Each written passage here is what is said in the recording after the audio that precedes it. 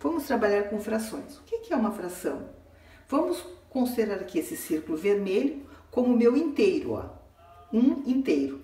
E aqui ao lado eu tenho um círculo amarelo, da mesma dimensão do vermelho, que foi dividido em 3 partes iguais. Então, se eu pegar somente uma parte deste círculo que foi dividido em 3 partes iguais, eu vou representar essa parte do inteiro por dividir o inteiro em 3 partes e peguei uma delas, considerei uma delas. Então, eu represento por esse traço da divisão e eu vou denominar este número que está abaixo do traço, eu vou chamar de denominador, porque é ele que dá um nome à fração. E o número que está acima do traço de divisão ou de fração, eu vou chamar de numerador.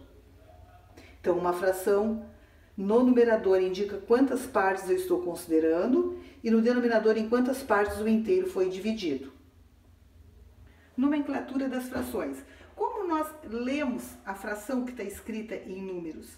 Lembram que nós temos um traço, na parte de baixo vai em quantos pedaços eu dividi o inteiro e na parte de cima quantos desses pedaços eu estou considerando. Então, se eu colocar aqui 2 meios, ó, eu dividi em 2, chamado meios, e peguei os 2 pedaços. Na realidade, 2 meios é o próprio inteiro.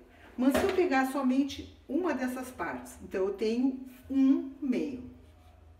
Agora, se eu dividir o inteiro em 3 partes, eu vou ler da seguinte forma. E peguei 2 partes, eu vou ler 2 terços, porque cada parte é chamada de terço. Se eu dividir o inteiro em 4 partes, eu chamo cada uma dessas partes de quartos. Então, por exemplo, eu tenho aqui 3 quartos. E se eu dividir o inteiro em 5 partes e peguei 3 dessas partes, eu vou escrever assim e vou ler 3 quintos.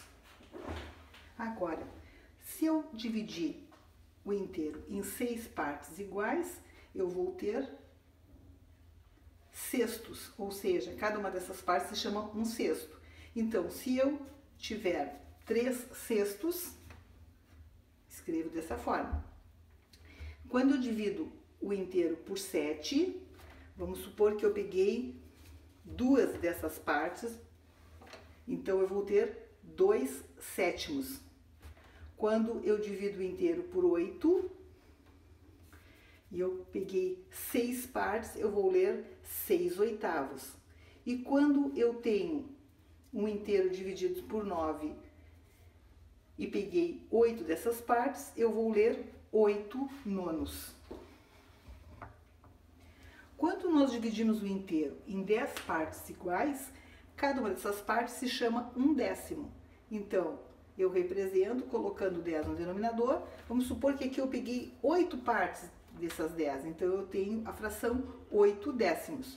Quando eu divido 11 em 12 e assim por diante, ou seja, em divisões, em número de partes acima de 10, então eu simplesmente utilizo o número de partes que eu dividi e acrescento a palavra avos. Então aqui eu tenho, dividi por 11, peguei 10 partes, então eu leio essa fração 10 onzeavos.